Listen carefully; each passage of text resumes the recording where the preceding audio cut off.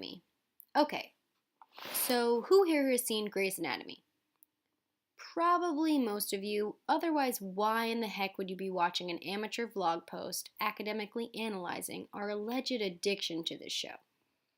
Okay, so anyways, in this vlog, I'm going to break down a few of the characters, explain why the show is so relatable, and prove how it alters our understanding of reality, and then maybe throw in some other examples of Hollywood movies or TV shows that do the exact same thing.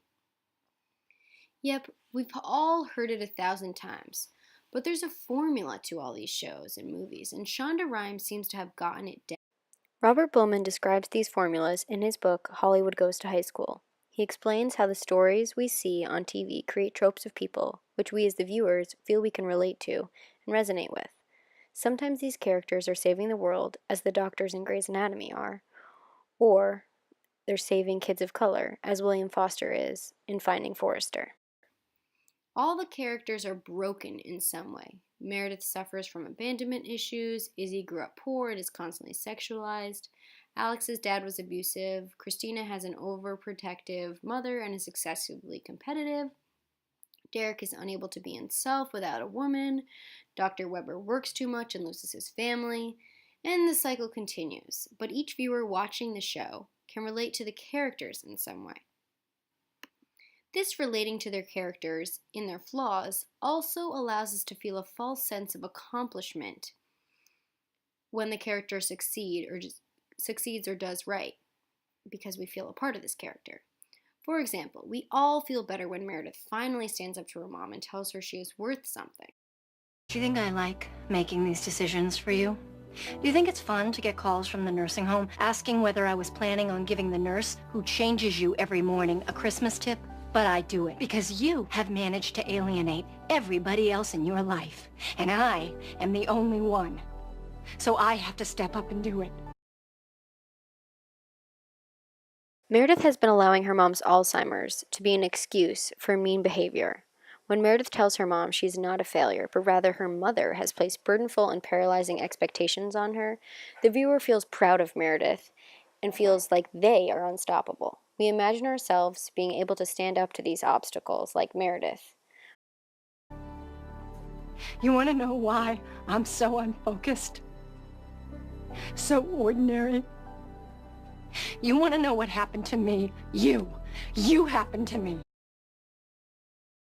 Grey's Anatomy is kind of like one giant high school drama. The interns, Meredith, Izzy, George, Alex, Christina, etc., are all learning, competing, and trying to find their identities, while their trouble usually relate back to their evil upbringings. While Grey's Anatomy never explicitly speaks to public schooling, the show has a lot to silently say about education. Seattle Grace is a teaching hospital, and all the interns had to go to complete high school, college, medical school, pass their boards, pass their intern exam, etc., etc., etc. Meanwhile, the only references, actually super challenging times, are Meredith's stories of getting too drunk in college and sleeping with countless men. Like, not even a little bit of a reference to cramming an overwhelmingly huge commitment of being a medical student? Really? Okay, so let's try to put this all in perspective. These evil childhoods that are mentioned in the show clearly have affected the characters, but these are extremely privileged mess-ups, if you will. And all these seemingly relatable characters are kind of perfectly flawed and make us believe that even if we are all messed up, the only way to really succeed is to be hot, party hard, have lots of sex, and maybe be a surgeon, I guess? Or at least that's what this group of high strung, intense, really smart, mostly white, etc., etc., etc. group of people did. And they seem to be doing fine. But oh wait, not most people have access to paying for medical school, living in their parents' estate if you're Meredith, or your friend's parents' estate if you're any of the other interns, and have time to fall in love, feel compassion for all your patients, and on and on and on and on and on. Like, what? Who has time for that?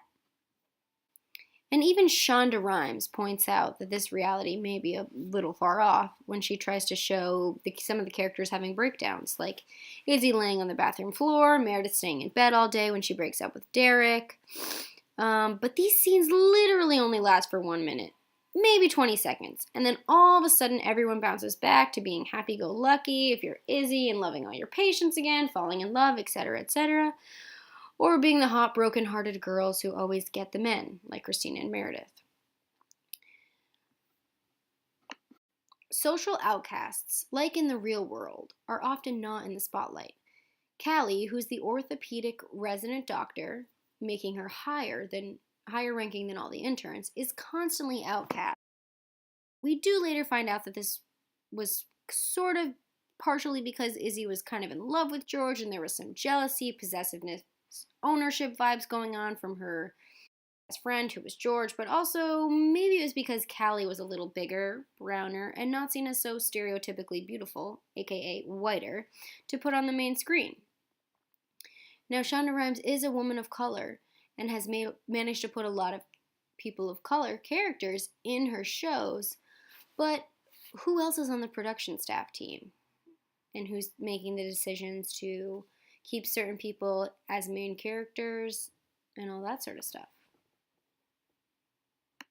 The story still centralizes around Meredith, the wealthy, white, beautiful, thin, brilliant girl who really doesn't even try that hard, messes a lot of people up, makes excuses for her actions, and still everyone seems to fall in love with.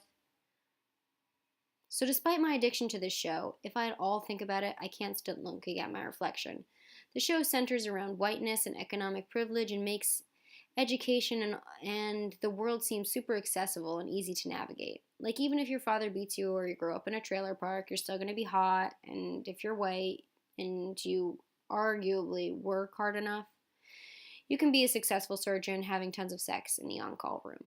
It speaks to the access of education. Meredith and Christina both went to Ivy League schools and they don't really talk about it.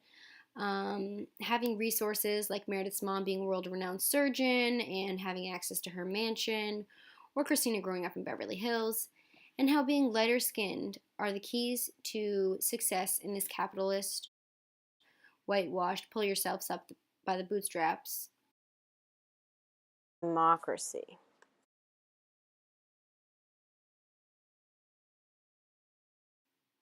In many ways, this show is not so far off because the capitalist world that we live in does seem to focus and idealize wealthy whiteness a whole lot. But also, like most Hollywood depictions of reality, maybe being a doctor is a little more dramatized in the show and maybe too sexy, but maybe that's the point of watching TV. Do we need to believe that life can be this exciting? Are we just trying to escape our boring realities when we watch TV? Or maybe these, quote, exciting Hollywood realities only make us believe our world, or life, is more boring than it actually would be if we actually just enjoyed our life instead of comparing it to all these lives on the screen. We can't blame it on the industry solely. I mean, I'm still watching the show, and sometimes even bailing on plans with real people just to cry with Meredith when Derek breaks up with her again. Let me know if you have any ideas on how to live a just life while sometimes treating yourself to this zone-out TV candy I call Grey's Anatomy. That is so wrong. It's okay. I love you too much too. That's nice. Is that nice?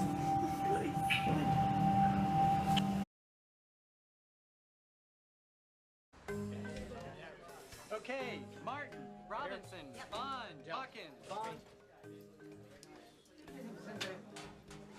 Only 6 women out of 20. Yeah, I hear one of them's a model. Seriously, that's gonna help with the respect thing? You're Christina, right? Patton, Monroe, Krug, Osborne. Here we go. Which resident you signed to? I got Bailey. Nazi? Me too. You got the Nazi? So did I. At least we'll be tortured together, right? I'm George. O'Malley. We met at the mixer. You had on a black dress with the slit at the sides, strappy sandals. And now you think I'm gay. No, I'm not gay. It's just that, you were very unforgettable. And O'Malley, Yang, Gray, Steven. totally forgettable. Bailey, End of the hall. That's the Nazi? I thought the Nazi would be a guy. I thought the Nazi would be a Nazi. Maybe it's professional jealousy. Maybe she's brilliant and they call her a Nazi because they're jealous. Maybe she's nice. Let me guess, you're the model. Hi, I'm Isabel Stevens, but everyone calls me Izzy.